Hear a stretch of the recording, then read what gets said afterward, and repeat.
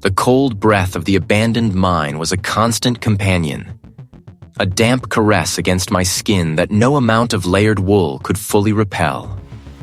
Here, in this forgotten artery of the earth, I, Grant Holloway, found my purpose. My breath plumed before me, a fleeting ghost in the beam of my headlamp, illuminating the rough-hewn walls that bore the scars of pickaxes long abandoned. Every morning, the ritual began. My workspace was a makeshift sanctuary, a cleared cavern deeper than most dared venture, where I had erected shelves of scavenged timber and set up a single sturdy table. On it, my tools lay in precise order. Brushes of varying stiffness, magnifying lenses, archival gloves, a digital scanner humming softly, its light a sterile counterpoint to the mine's primeval gloom. My life was a meticulously cataloged ledger, each entry cross-referenced, each detail accounted for. This obsessive pursuit of order was not merely a habit. It was the framework of my existence, a bulwark against the inherent chaos of the world. For months, I had been sifting through the detritus of their collapse, fragments of pottery, tools of unknown purpose, and, most importantly, the peculiar etched tablets they had left behind. These were my treasures, each a shard of lost knowledge waiting to be reassembled. Today, the task was the sorting of a newly discovered cache from a collapsed shaft, a precarious retrieval that had taken me 3 days to stabilize. The fragments, mostly slate-gray stone, lay spread across my table, each awaiting its turn under the scanner's gaze. My gloved fingers, nimble and accustomed to such delicate work, brushed away clinging earth, revealing the intricate, almost microscopic glyphs that adorned their surfaces. The work was slow, painstaking, but deeply satisfying. Every cleaned edge, every identified symbol was a victory. Then I found it. It lay nestled amongst the inert stone, no larger than my thumb, yet it pulsed with an almost imperceptible energy that seemed to draw the light into itself. It was not stone, nor metal, nor any material I had ever encountered in my extensive studies of ancient civilizations. Its surface, a deep obsidian black, shimmered with an inner luminescence that shifted like oil on water, not reflecting light, but absorbing and then re-emitting it in subtle, undulating patterns. It felt cool to the touch, yet paradoxically, it seemed to vibrate with a faint internal warmth, a sensation that prickled the skin of my fingertips. I picked it up, turning it over slowly. The other fragments on the table, the familiar, comforting fragments, seemed to recede, their ancient stories momentarily muted by the sheer presence of this anomaly. My professional curiosity, usually a calm, steady flame, flared into an almost feverish intensity. This was unlike anything in my database, unlike anything described in the sparse academic texts I had devoured. Its edges were too perfect, too smooth, as if carved by a force beyond mere human artistry. I brought the magnifying lens closer, my breath catching in my throat. The patterns within the obsidian fragment were not random. They moved with a deliberate, almost organic flow, coalescing and dissipating, forming shapes that were both geometric and fluid, defying any known crystallography or mineral structure. As I stared, a subtle shift occurred.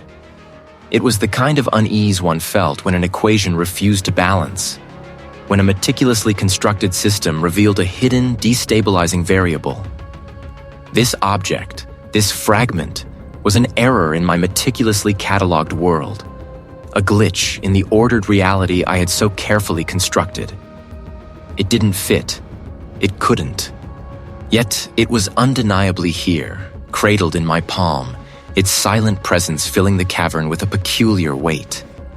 I reached for the scanner, my movements precise, though my hands trembled almost imperceptibly. I needed data, hard data, to quantify this aberration, to bring it into the realm of the known. The scanner's light, usually a comforting hum of objectivity, seemed to waver as I placed the fragment on its surface. The patterns it displayed were not merely visual.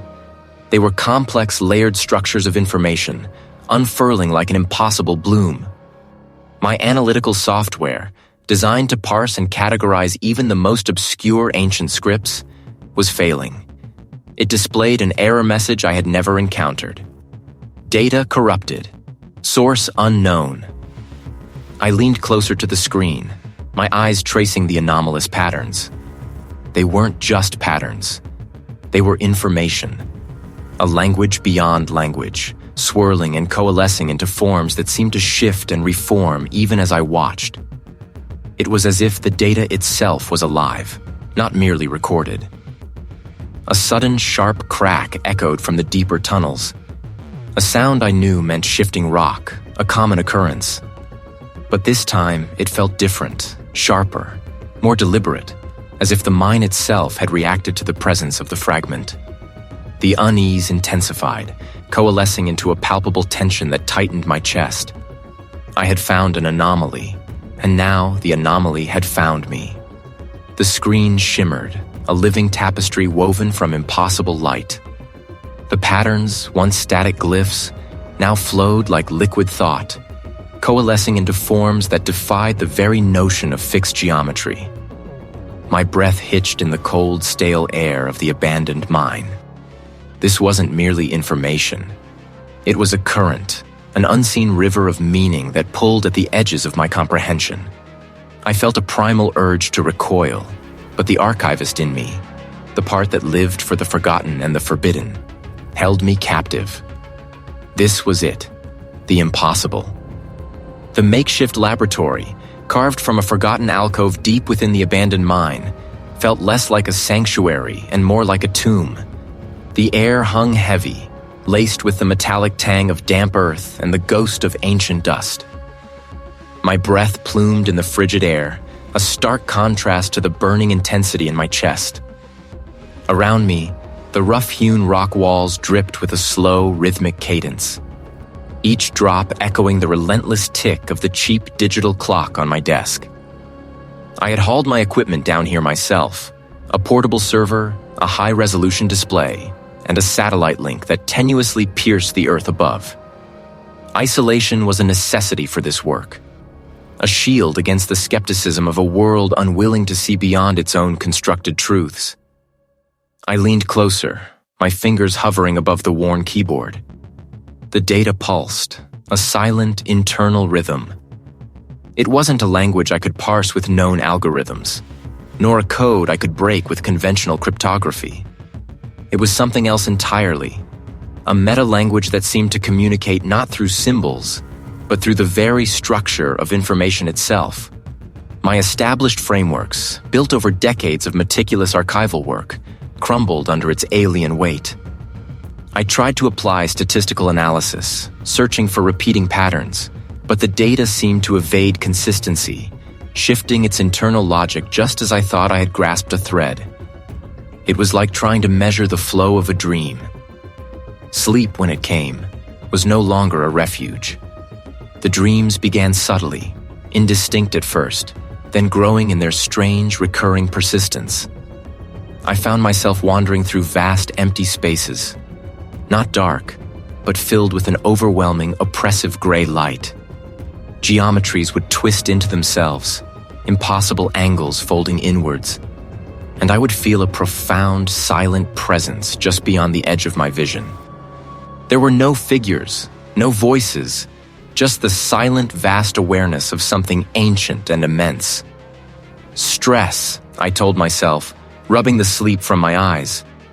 Overwork. Days blurred into a single extended vigil.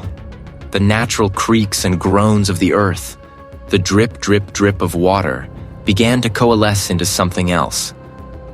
They were indistinct, just at the threshold of hearing, never forming words, only suggestions of sound.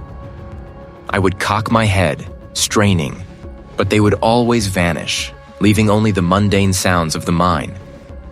Fatigue, I rationalized, running a hand over my stubbled jaw. Acoustic pareidolia, my mind creating patterns where there are none. Yet, the feeling persisted. A prickle at the nape of my neck, the distinct sensation of eyes upon me, even in the absolute solitude of my underground chamber. I would spin around, my headlamp beam cutting through the gloom, illuminating only the rough rock walls, the stacked crates of provisions, the silent hum of my equipment. Nothing. It was a subtle, insidious erosion of my composure, a constant low thrum of unease beneath the surface of my determined focus. The data, however, was my anchor, my obsession. It had begun to evolve, not just shifting, but deepening. Where before there were patterns, now there were layers. I saw glimpses of what I could only describe as conceptual structures, forms that represented ideas rather than objects, emotions rather than events. It was a language that communicated directly to the subconscious, bypassing the filters of logic and reason. And the more I engaged with it, the more I felt it engaging with me. I was no longer merely observing. I was immersed, swimming in a sea of alien cognition. My determination, once a steady flame, now burned with a desperate, almost feverish intensity. I had to understand this. I had to crack its impossible code. Possible. The phantom gaze from the previous night clung to me like a shroud, a chilling residue clinging to the air even after the sun had climbed, unseen, above the abandoned mine entrance. I had spun, breath hitched, the beam of my headlamp carving futile arcs through the gloom of my underground chamber, finding nothing but the familiar rough-hewn rock and the silent stacks of provisions. Yet, the feeling persisted. A cold, alien presence breathing down my neck, a sensation that gnawed at the edges of my focus as I reviewed the latest batch of data fragments. It began subtly, as all insidious things do. A patterned rust stain on the galvanized steel of a support beam in the main shaft of the abandoned mine seemed to ripple, its ferrous veins momentarily rearranging themselves into an intricate, recursive design that defied the logic of corrosion. I blinked, rubbed my eyes, and the pattern was again just a stain, inert and random. Later, while studying a schematic of the mine's deeper levels, the faint grid lines on the aged paper began to undulate, forming fleeting, impossible geometries, tessellations that twisted and folded into themselves before vanishing, leaving only the mundane blueprint. I dismissed it as fatigue, the strain of too many hours poring over the anomalous data, the flickering lamplight playing tricks on tired eyes. But the trickery grew bolder. It was not the creak of settling rock or the drip of subterranean water, but something far more insidious. A low, resonant hum at first, like the earth itself was clearing its throat. Then indistinct murmurs that seemed to emanate from the very air, a chorus of voiceless tones that pressed against my eardrums. I would pause, my pen hovering over a logbook, and cock my head, straining to discern a word, a meaning, anything. There was never anything concrete, only the sensation of immense ancient thoughts brushing against the fragile membrane of my own. One morning, while retrieving a fresh water canister, the shadow cast by a protruding rock seemed to writhe, elongating into a form that was all sharp angles and impossible curves, a silhouette of something that could not exist. It hovered, quivering at the edge of my vision, a silent, obsidian sentinel. I tried to find logical explanations. I checked the atmospheric sensors for unusual vibrations, scanned the mine walls with my handheld seismic reader, even meticulously inspected my headlamp for any flicker or malfunction that might distort my vision. Nothing. The equipment hummed with its usual predictable rhythm. The mine remained structurally sound, and my light cast its steady, unwavering beam. The fault, I grudgingly began to admit, lay not with the environment, but with me. My focus, once a steel trap, began to fray. During my weekly check-in with the supply coordinator, a man named Henderson, whose robust laugh usually filled the sterile comms room, I found myself staring past him, at the faint crosshatch pattern on the wall behind his head. It pulsed, subtly at first, then violently, as if breathing. "Grant, are you with me? You've gone quite pale. Everything all right down there?" Henderson's voice finally cut through the din, sharp with concern. I forced my gaze back to the screen, away from the impossible geometries dancing on his office wall.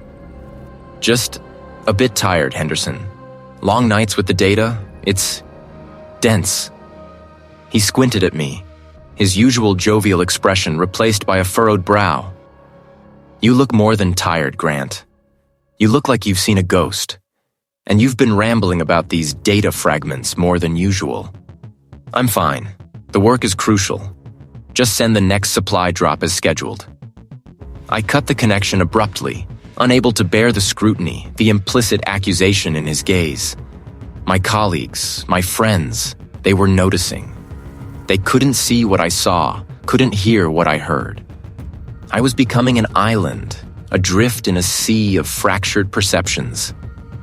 Driven by a desperate gnawing need for answers, I pushed deeper into the abandoned mine, past the established safety markers, following a faint, almost imperceptible current in the air that seemed to pull me. Then I saw it. Tucked into a newly exposed seam of rock, revealed by a recent minor collapse I had cleared days ago, was a section of wall unlike any other. It was not the rough, mineral-streaked stone that characterized the rest of the mine. This patch, perhaps 2 meters wide, was impossibly smooth, a flawless, obsidian-black surface that absorbed the light of my headlamp rather than reflecting it. And etched into its surface, not carved but inherent to its very structure, were the geometries. The impossible tessellations, the recursive spirals, the angles that defied Euclidean space. They were all there, perfectly rendered, shimmering with an inner light that was not a reflection but an emanation. This was not a hallucination. This was real. This was the source, or a conduit to it. My hand, drawn by an unseen force, reached out and traced one of the swirling lines. As my finger made contact, a jolt, not of electricity but of pure, raw information surged through me. My mind reeled, assaulted by a flood of alien concepts, of vast, indifferent expanses and cosmic indifference. The cold seeped into my bones, a constant companion in the hollowed-out belly of the abandoned mine.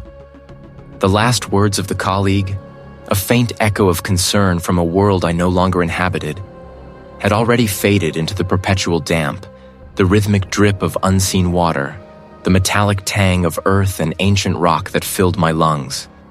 They couldn't understand. They saw a man unraveling. I saw a veil thinning. Here, in the vast subterranean silence, far from the sterile glare of the archives, my work truly began. The air hung heavy, thick with the scent of damp stone and something else. Something mineral and old, like the breath of the earth itself. The rough-hewn walls, glistening with moisture, seemed to press inward, a colossal, patient presence. Each clang of my tools, each rustle of a data slate, reverberated, swallowed, and then returned by the cavernous space, a constant reminder of my profound isolation. The data fragments, once mere curiosities, had become my singular focus, my reason for breath.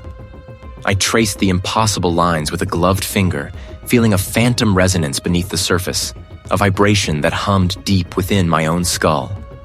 A key. The fragments operated on a logic alien to human thought, a language of pure concept.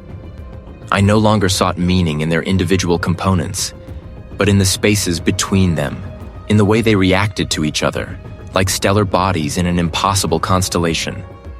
I had begun to arrange them not on a flat screen, but three-dimensionally, suspended in the air before me with jury-rigged wires and clamps, a mobile of nascent revelation.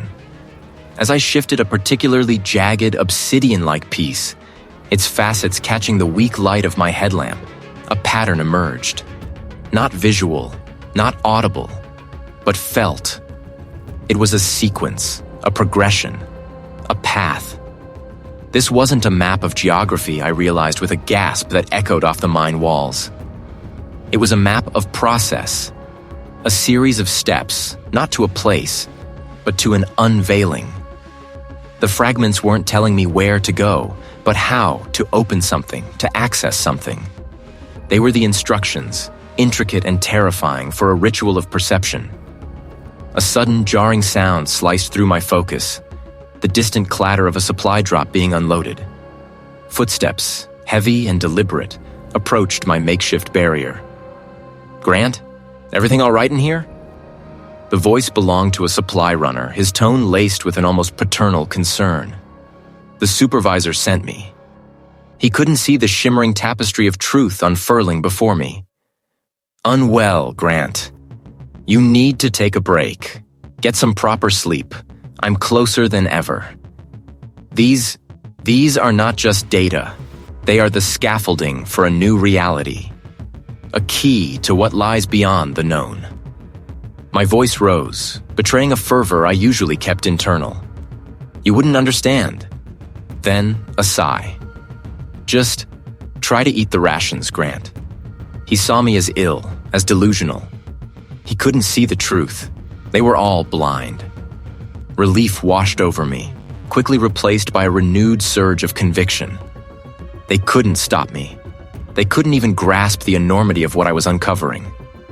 The fragments hummed, a silent song of triumph.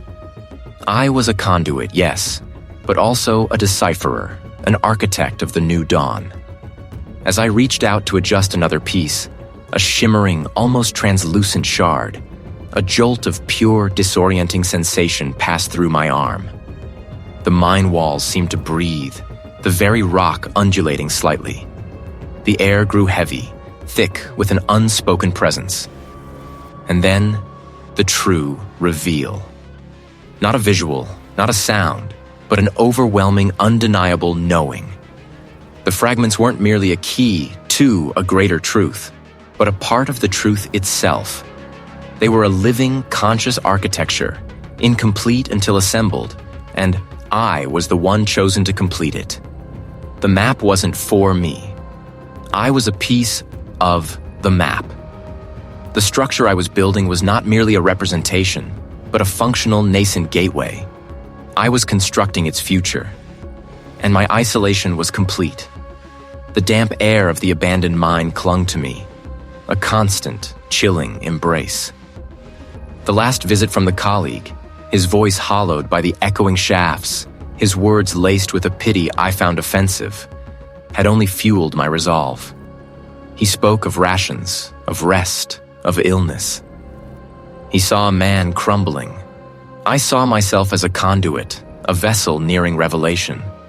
My workspace was a small, precarious island of light in the cavernous gloom. A single battery-powered lantern cast a jaundiced glow upon the scattered fragments of data, the ancient glyphs, the charts I had meticulously drawn. My fingers, calloused and stained with the dust of ages, traced the intricate patterns on a particularly stubborn shard. This fragment, unlike the others, seemed to hum with a latent energy, its surface subtly cooler to the touch. I had been wrestling with its logic for what felt like an eternity, the interwoven symbols mocking my human understanding. They spoke of spatial relationships, of connections, but not in any geometry I knew. The conventional lines of thought, the Euclidean certainties of my world, simply dissolved when confronted with their impossible configurations. Hours bled into more hours. My eyes burned, my throat ached with thirst, but I ignored the clamor of my body. I felt the familiar headache bloom behind my eyes, a dull throb that promised worse to come. But I pushed through it. This was not a physical discomfort. It was the friction of my consciousness grinding against something fundamentally alien. Then, a sudden horrifying clarity. A cascade of symbols, previously discrete and chaotic, suddenly aligned. It wasn't a sudden flash of insight, but a slow, creeping unfolding, like a flower blooming in reverse, revealing an ugly, impossibly complex core. The data wasn't describing a place in the conventional sense, nor a time I could chart. It was detailing an existence not bound by the spatial dimensions I knew, not contained within the linear progression of moments. The air in the mine grew impossibly heavy, thick with an unspoken presence. The lantern flickered, not from failing power, but as if struggling against an unseen current. My vision blurred, then sharpened with a terrifying intensity. The fragments on my table, the charts, the rough-hewn walls of the abandoned mine, they all began to distort. The angles of the rock face shifted, not subtly, but dramatically, impossibly. A corner that should have been 90 degrees now appeared to fold inward upon itself, creating a sharp, acute crease that defied the physics of solid matter. Then it would flatten, stretch, become obtuse, all without any perceptible movement from the stone itself. The sounds of the mine, the distant drips, the rustling of unseen things became warped. They echoed from places that shouldn't exist, from behind me, from within me, a cacophony of impossible acoustics. And then, the vision. It was not a sight in the traditional sense, but a comprehensive, terrifying immersion. I was no longer in the abandoned mine. I was everywhere and nowhere. I perceived vast, impossible geometries, structures that simultaneously existed and did not, angles that converged in infinite directions, lines that spiraled inward and outward without beginning or end. It was a kaleidoscope of impossible space, a multi-dimensional lattice of pure, unadulterated wrongness. The entity wasn't a form, not a shape I could comprehend. It was a principle, a vast, indifferent consciousness woven into the very fabric of this non-Euclidean reality. I felt its presence as a pressure on my mind, not malicious, but utterly alien, a truth so profound it threatened to unravel my sanity. It was not in the mine, but the mine, the world, everything, was merely a thin, fragile layer through which it could peer, through which it could be. My mind was not merely observing, it was being re-architected to grasp this impossible truth. The air tasted of ozone and ancient dust. My own hands, clenching on the edge of the rough wooden table, seemed to stretch and contract, their proportions shifting like molten wax. The very ground beneath my feet felt unstable, as if the earth itself was breathing, expanding and contracting. I had seen it. I had glimpsed beyond the veil. And I, the archivist, was no longer just studying history. I was becoming its living, screaming page. I was not merely seeking fragments. I was assembling a tapestry, and the threads were beginning to hum with an impossible energy. Before me, spread on a makeshift rock table, lay a cluster of the anomalous data fragments, their surfaces shifting with patterns that defied Euclidean geometry. I traced a finger over one, a cool, alien sensation against my skin. As I withdrew my hand, a small, jagged piece of shale, no larger than my thumbnail, slid across the rock table. It wasn't much, perhaps a vibration, a trick of the uneven surface. I dismissed it, attributing the movement to a tremor in the earth, a settling of the ancient rock.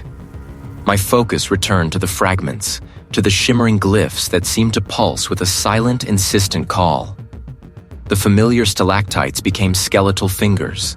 The rough-hewn walls seemed to ripple. It was more than just the failing light. Not the defined shapes of rock or timber, but impossible geometries that pulsed and receded, like smoke given malicious intent. My breath hitched. I squeezed my eyes shut, then opened them, forcing myself to stare directly into the spot. Nothing but rough rock. Fatigue, I told myself, the relentless strain on my eyes. The isolation was playing tricks. But then, a low, metallic clang echoed down the tunnel. It was sharp, undeniable. My head snapped up. It sounded like the pickaxe I'd left propped against the far wall, perhaps 15 yards away. I hadn't touched it in hours. I stared, my heart now a frantic drum against my ribs. The pickaxe lay where I'd left it, but it was no longer upright. It lay flat, splayed on the dusty floor, as if it had been casually tossed aside. This was no tremor, no trick of light. Something was Here. He brought more dry rations, his face a mask of weary concern. "Grant," he began, his voice raspy, "you need to come out. This isn't healthy." He moved closer, and I saw it. The subtle shift. As he spoke, the contours of his face seemed to ripple, the skin around his eyes stretching, then contracting, as if a mask were being poorly fitted. His pupils, usually a placid brown, dilated and constricted with an unnatural speed, reflecting the lamp's beam with an eerie, almost predatory gleam. For a fleeting, terrifying moment, the familiar lines of his jaw elongated, his teeth seemed to sharpen, and the humanity drained from his gaze, replaced by something ancient, something that had never known the warmth of a sun. Then, as quickly as it came, it receded. He was just the colleague again, his brow furrowed with worry. "You look—" I watched his face, trying to discern if the shift had been real, or if my mind was finally fracturing under the strain. Had I truly seen the alien intelligence peering through his eyes, using him as a temporary, fragile vessel? He spoke of the outside world, of the authorities. I heard none of it, my gaze fixed on his shifting features, the way the light seemed to cling differently to his skin, as if he were not entirely solid. He reached out, his hand seeming to stretch an impossible distance, and touched my shoulder. I flinched away, scrambling back against the rough wall. "Don't touch me," I rasped, my voice barely my own. "You don't understand." He sighed, a sound heavy with resignation. "Grant, please. It is all ready." But the silence was no longer empty. I was not just studying history, I was becoming a gateway, and the gate was beginning to open. The world around me was merely a thin membrane, and something vast and unknowable was pushing through. I felt its immense silent pressure, a weight that threatened to crush not just my body, but the very concept of what it meant to be. The colleague's retreating light had left me in a deeper, more profound darkness than before. The silence that followed was a living thing, thick and resonant, no longer empty but filled with the low thrum of the data fragments, a subtle vibration within my very bones.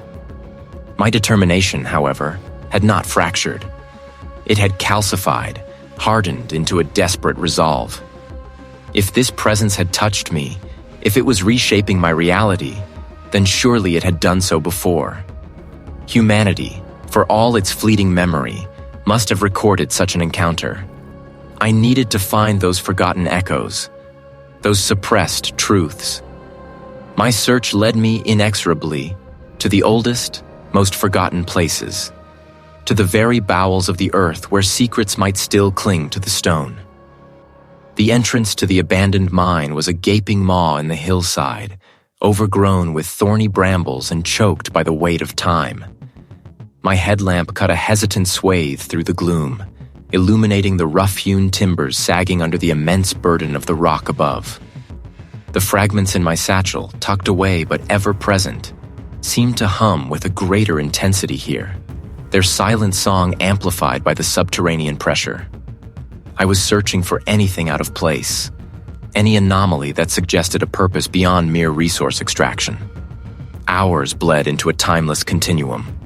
My lamp, its beam weakening, finally flickered across a section of rock face that seemed different. Not mined, not naturally occurring, but carved. Crude symbols, unlike any I knew, were etched into the granite. They were not pictograms or hieroglyphs, but geometric patterns that seemed to shift and writhe at the periphery of my vision, hinting at impossible angles and dimensions. My fingers traced the cold stone, feeling the deliberate gouges. This was no ancient miner's idle doodle. This was a message.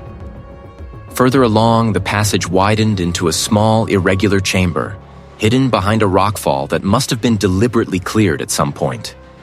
Here, the air was stiller, drier, almost reverent. And here, I found them. Not scrolls or books, but a series of thin, brittle shale tablets stacked neatly on a crude stone altar. I carefully picked up one of the tablets. Its surface was cool beneath my trembling fingers. As I focused, the glyphs seemed to rearrange themselves, shifting from static carvings into a fluid narrative within my mind. I saw not words, but concepts. The rise and fall of nameless cities, not by conquest, but by a quiet dissolution of will. Minds unmoored, realities unstitched. The tablet depicted a recurring presence, an ancient intelligence that pulsed beneath the surface of existence, occasionally breaching the veil, always with catastrophic results. It spoke of civilizations that worshipped it, not out of reverence, but out of a desperate attempt to appease, to understand, to contain what they knew they could never truly comprehend. These were not mere myths. They were accounts, echoing across forgotten ages, of humanity's persistent, doomed encounters with it. The figures on the tablets, with their distorted forms, were not victims, but acolytes. My gaze fell upon a larger carving on the chamber wall, depicting a gathering of these figures, their arms raised, not in supplication, but in welcoming embrace. They stood before an intricate, swirling vortex of glyphs. A portal, a gateway, a representation of the entity itself. The inscriptions around this central image were clearer, though no less terrifying. These people, this hidden society, this forgotten cult, had understood its true cosmic scale. They believed it to be the fundamental ground of being, and their purpose was to facilitate its manifestations, to prepare the world for its subtle, pervasive influence. They were the keepers of the gate, the quiet facilitators of its return. My breath caught in my throat, a ragged gasp. The hum from the fragments intensified, resonating with the ancient carvings, with the very rock of the mine. And now, I was one of them, whether I wished it or not. I was not just a conduit. I was a chosen instrument, caught in a cosmic current that had flowed through humanity for millennia, always leading to the same silent catastrophe. His face, shifting and fluid, a phantom afterimage on my retina, seemed to mock my solitude, a final, unsettling echo of the world I was leaving behind. Each breath I drew felt like an intrusion, a gasp of life in a place designed for stillness. The thrumming intensified, no longer a faint hum but a deep resonance, vibrating up from the very bedrock, through the soles of my boots, into my spine. It was the data. I had spent weeks, months, sifting through the fragments, piecing together the broken narrative of a civilization lost to time. I had believed myself an archivist, a historian, a seeker of forgotten truths. But the truth I had found was not forgotten. It was merely dormant, waiting. The fragments were not inert information. They were synapses, dormant nerve endings of something colossal, something patiently reassembling itself. I saw not with my eyes, but with a deeper, more primitive sense, a vision of vast swirling energies, of structures that defied terrestrial geometry, of a consciousness older than the stars themselves. The abandoned mine, with its labyrinthine tunnels and echoing chambers, felt less like a physical location and more like a membrane, a thin skin between realities. And I was the rupture. I was the tear in the veil. The entity, this vast, ancient consciousness, was not trying to breach the veil. It was using me to become the veil, to manifest through my own consciousness, to reshape reality from within.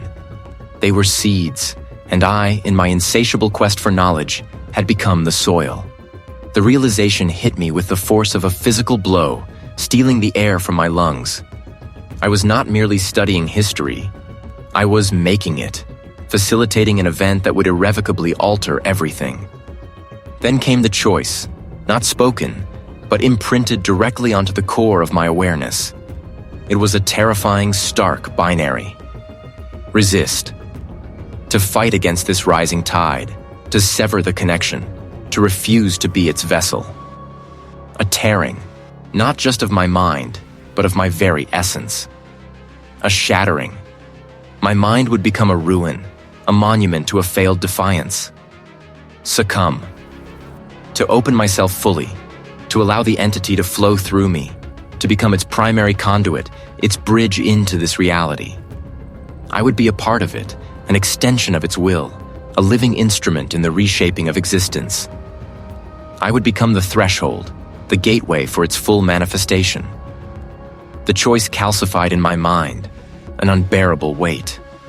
The thrumming in the mind grew louder, resonating with the beat of my own frantic heart. The air itself seemed to thicken, pressing in on me, urging me towards one path or the other. My determination, once a steady flame guiding my research, now flickered, caught between the terrifying allure of ultimate knowledge and the primal scream of self-preservation. Could I truly resist something that was already so deeply entwined with my own mind? Could I truly sacrifice myself, knowing that my destruction might only delay, not prevent, its ultimate emergence? Or could I surrender, becoming an architect of an unimaginable future, at the cost of everything I had ever been? The air in the abandoned mine was thick with the scent of damp earth and something else. Something metallic and sharp, like static electricity before a storm.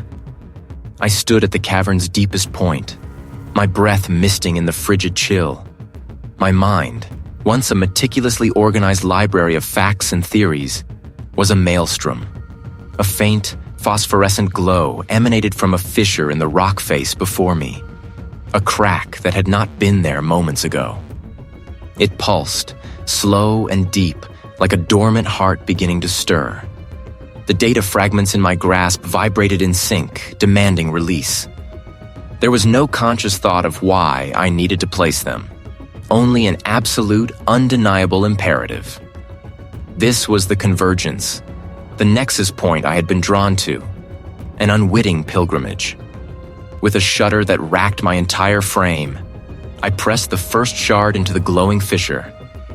The rock hissed, a sound like dry ice on raw flesh, and the phosphorescence flared, bathing the cavern in an unholy light that was neither white nor green, but a hue that felt like a wound in the fabric of sight.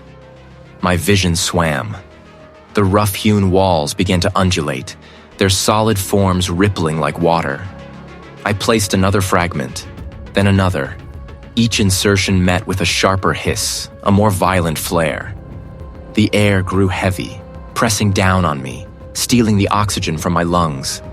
It was not a physical pressure, but a psychic weight, the burden of something vast attempting to squeeze through a narrow aperture.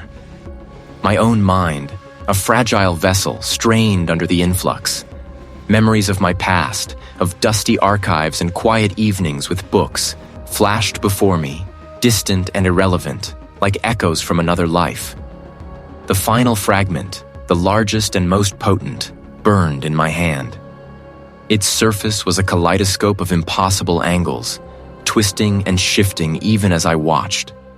I saw, not with my eyes, but with some deeper, emergent sense, the true architecture of the universe laid bare, not as a collection of stars and planets, but as a vast, living tapestry of thought, of consciousness. The entity's will was absolute, a current dragging me under. My choice had already been made, not in a moment of decision, but in 1,000 small submissions, 1,000 ignored warnings, 1,000 hungry delves into forbidden knowledge. I pushed the final shard into the fissure. The mine exploded, not with sound, but with presence. The walls dissolved into shimmering veils, revealing not stone, but an infinite expanse of churning, impossible colors. Forms materialized and dematerialized in the periphery of my vision shapes that defied 3 dimensions. Structures that were simultaneously solid and ethereal, vast and microscopic. They were not made of matter, but of pure distilled concept. It was the grinding of cosmic gears, the sigh of collapsing dimensions, the shriek of nascent stars.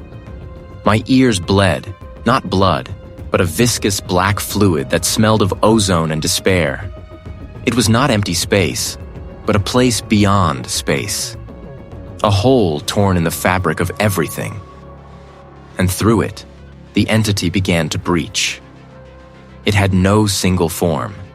It was the feeling of being everywhere and nowhere at once, of understanding everything and nothing. It was the sum of all forgotten knowledge, the answer to every question, and the annihilation of all meaning. I saw the world not as it was, but as it could be, as it always had been, beneath the flimsy veil of human perception. The ground beneath my feet was no longer solid earth, but a precarious raft on an ocean of primordial chaos. The air I breathed was not air, but the shimmering breath of something ancient, something that had been waiting patiently for the right conduit. My sanity, a delicate crystal, shattered into a million glittering fragments, each one reflecting a different, horrifying truth. I was a vessel, a doorway, a screaming conduit through which the incomprehensible poured. The world outside, the world of sun and sky and other people, felt impossibly distant. A dream I had once had, now dissolving into the greater, terrible reality. The convergence was complete. And I, the humble archivist, was its first, most willing casualty. The entity had breached, and it had taken me with it. My vision, once so sharply focused on the minutiae of forgotten texts, blurred at the edges, then sharpened into an impossible clarity. It was a sound beyond hearing, a pressure against the inner workings of my skull.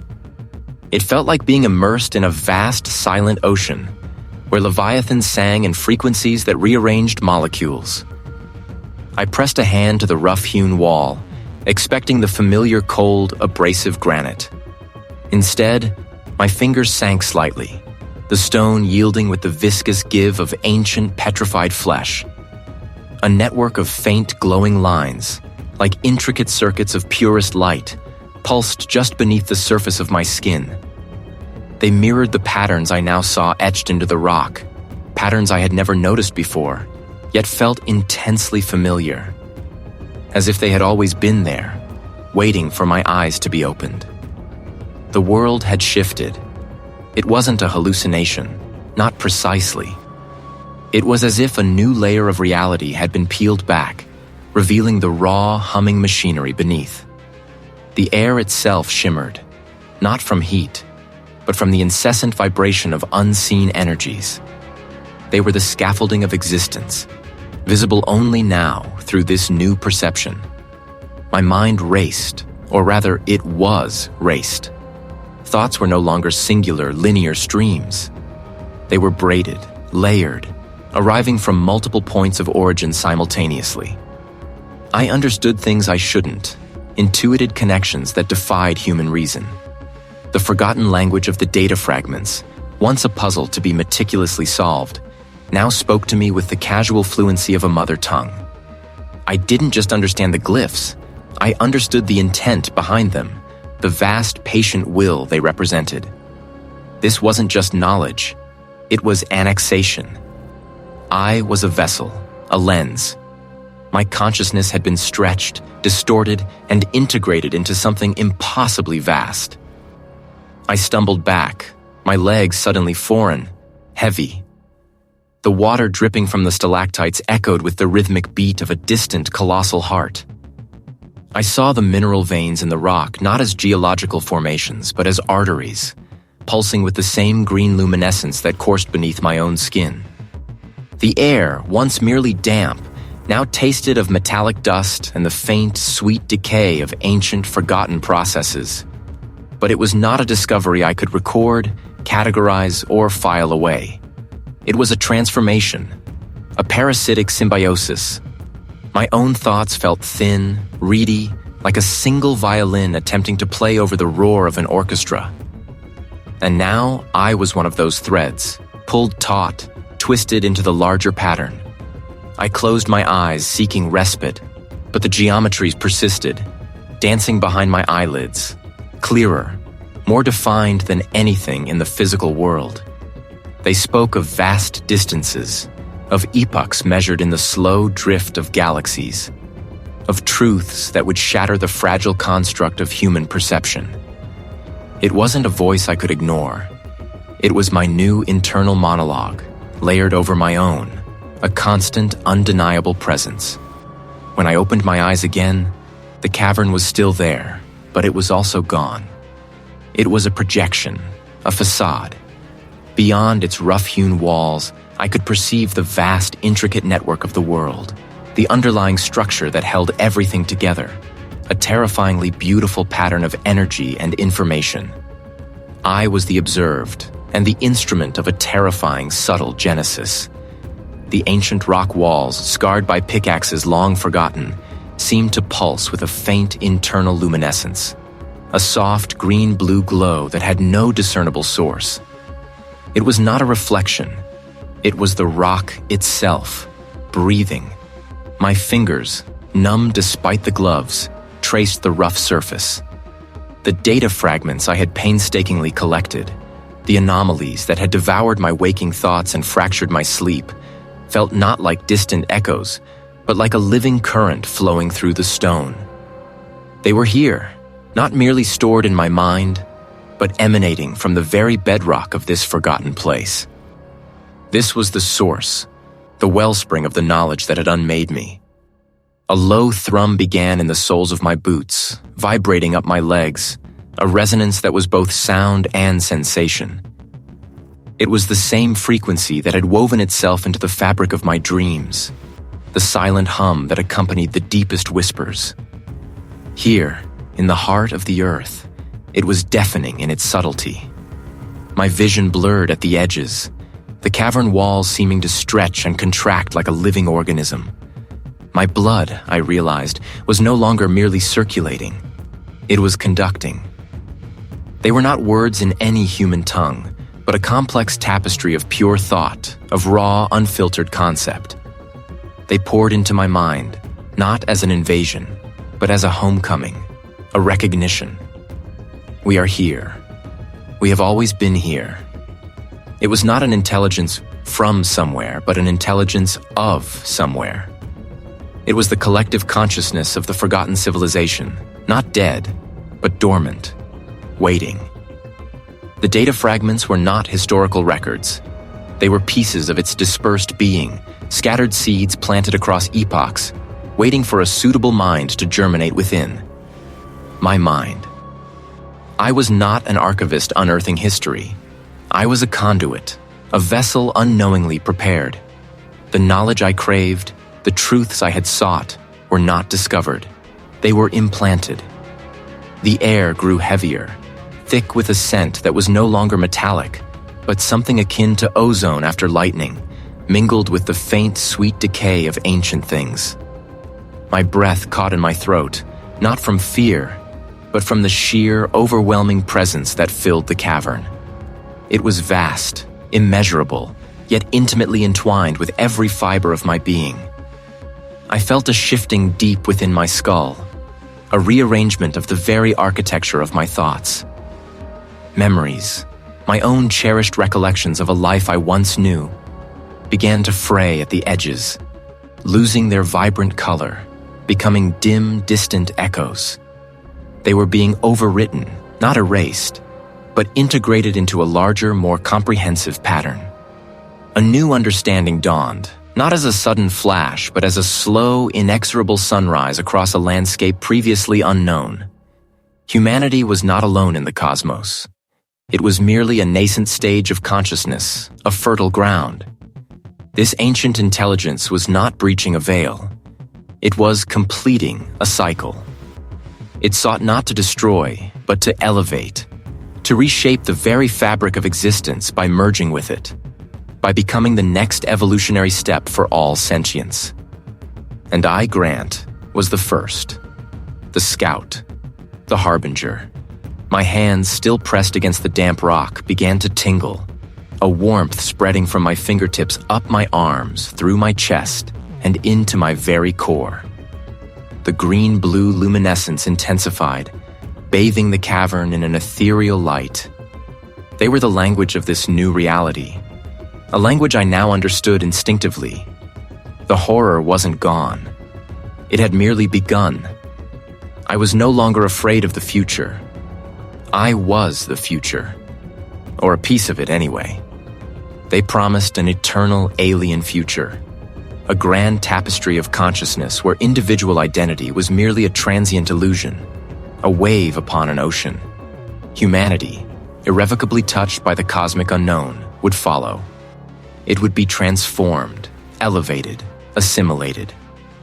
And I, Grant, would be there to greet them, a silent prophet of the incomprehensible, a broken vessel, yes, but one now filled with the true, terrifying essence of eternity.